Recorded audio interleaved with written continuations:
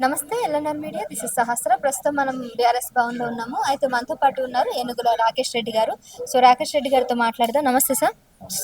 ఇప్పుడు ప్రస్తుతం అయితే బీఆర్ఎస్ కి సంబంధించి చాలా అపవాదాలు అయితే రావడం జరుగుతోంది. మీరంతా కూడా కక్ష కట్టుకొని బీజేపీ బీఆర్ఎస్ ఒకటే అయిపోయి మీరంతా కూడా కావాలని కాంగ్రెస్ ని టార్గెట్ చేస్తున్నారు. అందుకే స్టూడెంట్స్ అంతా కూడా రెచ్చగొట్టి ఈ విధంగా వివాదాన్ని తీసుకురావడం జరుగుతుందని అంటున్నారు. సరే, మేమైతే రెచ్చగొట్టినాం.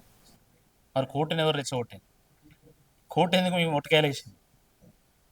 కోర్టు 2 చెంపలు ఎందుకు వాయించింది రేవంత్ రెడ్డి గారి చెంపలు? దానికి సమాధానం చెప్పండి. తెల్లారు లేస్తే హైడ్రా వెనకాల బీఆర్ఎస్ పార్టీ, మూసి వెనకాల బీఆర్ఎస్ పార్టీ, లగచర్ల వెనకాల బీఆర్ఎస్ పార్టీ, జియో 29, జియో 46, రాష్ట్రంలో ఎవడు ఏం మాట్లాడినా దాని వెనకాల బీఆర్ఎస్ పార్టీ ఉన్నది. ఇదా అందరూ మరి మా మాట ఏంటే, మరి నీ మాట ఎవడు వింటలేడా? కంత శాతగాననుగా సంవత్సరంలోనే అంత నమ్మకం కోల్పోయిందా ప్రజలు నీ మీద? సిగ్గుండాల కొంచెమన్నా మాట్లాడడానికి. 16 నెలలైంది ప్రభుత్వం వచ్చి, మాట్లాడడానికి ఒక్కట్లేదు. చెప్పిన గ్యారంటీ ఒక్కటి అమలు చేయలేదు, చెప్పిన ఏ ఒక్క హామీ నెరవేర్చలేదు.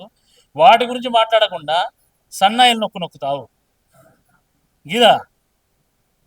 అందుకనే కోర్టు నిన్నేం తీర్పునిచ్చింది?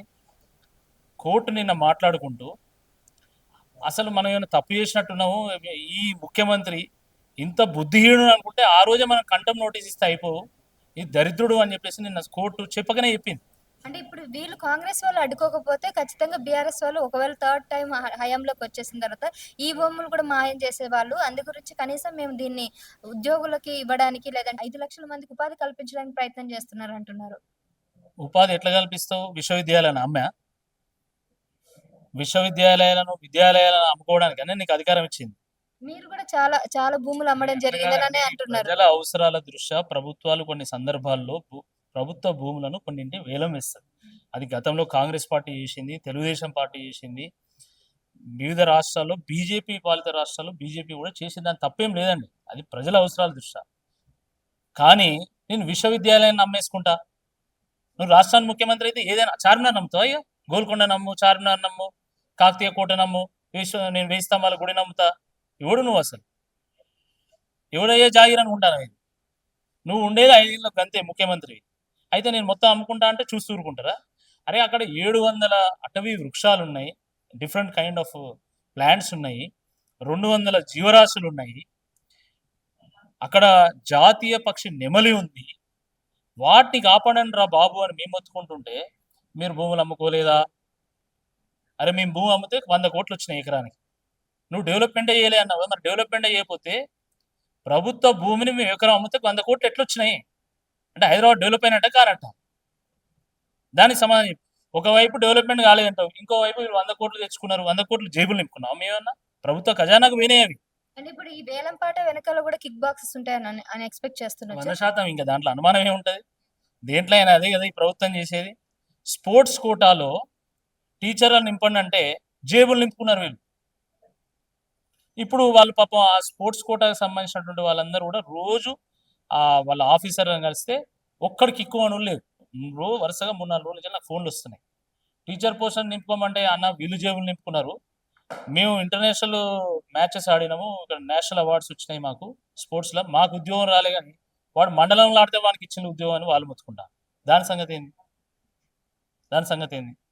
కాబట్టి మీరు ఏం చేసినా అది కమిషన్. అది కాదండి, స్వయంగా కాంట్రాక్టర్లు పోయి బట్టి విక్రమార్క వారి అది ఏందో మరి ఛాంబరో ఏంటిదో దాని ముందు మొత్తం ధర్నా చేస్తున్నారు. 20% తీసుకుంటాను, మీరు తగ్గియాలి, కొంచెమైనా తగ్గియాలి, కొంచెమైనా మానవతా దృక్పథంతో 20 కాదు కానీ మీరు 8 ఇస్తా ఉంటాను. దాని సంగతి ఏంది? పర్సంటేజ్ల ప్రభుత్వం ఇది. మళ్ళీ మీరు ఇంకా ఇతరుల మీద బురద వెళ్తూ ఉంటారు.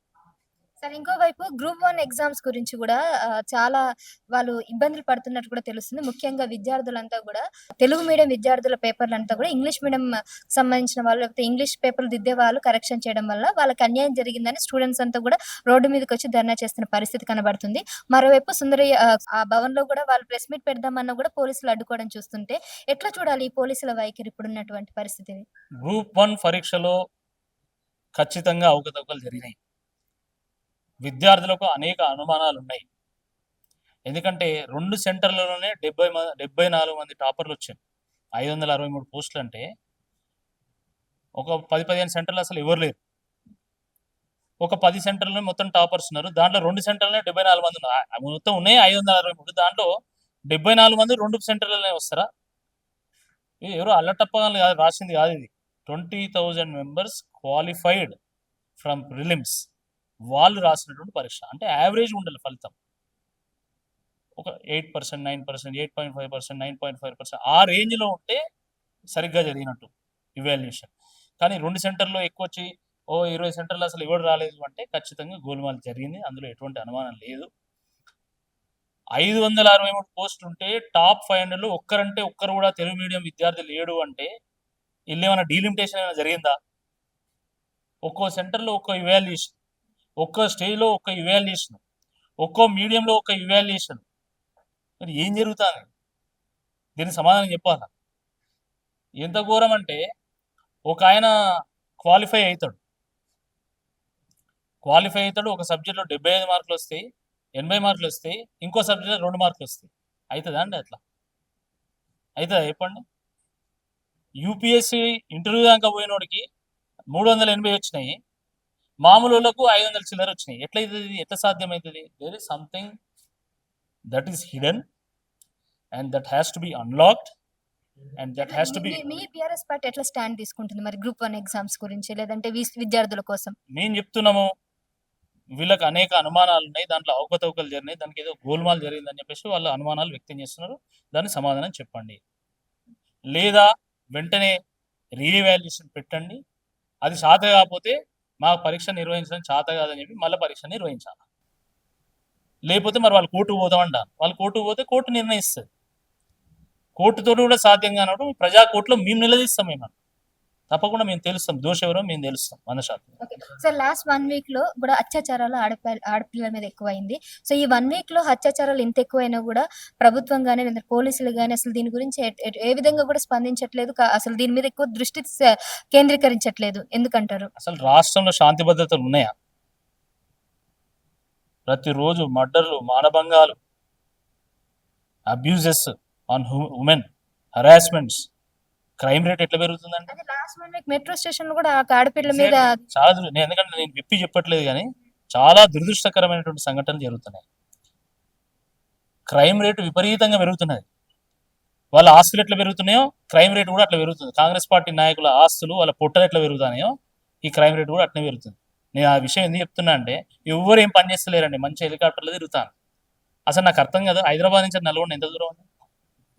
గట్టికి కొడితే గంట సేపు, 100 కిలోమీటర్. దీనికి పాపం వాళ్ళ మంత్రులు హెలికాప్టర్ వేసుకొని పోతాను. ఫుల్ బిజీ అయిపోయాను బాగా మొత్తం. ఎందుకంటే చేసే డెవలప్మెంట్ అంత ఉన్నది. అది వాళ్ళ నిర్వాహకం. ఇంకా మళ్ళీ సిగ్గు లేకుండా ఇంకా బీఆర్ఎస్ పార్టీ మీద మాట్లాడతారు వాళ్ళు. Thank you sir. రైట్, చూసారు కదా రాకేష్ రెడ్డి గారు చెప్తున్నట్టుగా. సో ప్రభుత్వం క్రైమ్ రేట్లు పెరుగుతున్నా కానీ వాటి మీద దృష్టి పెట్టట్లేదు. అలాగే ముఖ్యంగా ఆడపిల్లల మీద ఇన్ని జరుగుతున్నా కూడా దాన్ని పట్టించుకోవట్లేదు. మరోవైపు గ్రూప్ 1 ఎగ్జామ్స్ సంబంధించి కూడా విద్యార్థులంతా కూడా రోడ్డు మీదకి వచ్చి ధర్నా చేస్తున్నా కూడా దాన్ని కూడా పట్టించుకోకుండా ఈ విధంగా ఎక్కువగా భూముల మీద లేకపోతే ఈ గొడవల మీద దృష్టి సేకరిస్తున్నారు తప్ప ఇంకా ఏది లేదని కూడా ఆయన అయితే తెలియజేయడం జరిగింది. So over to studio, this is Sahasra, BRS Bhavan, video journalist ప్రకాష్తో.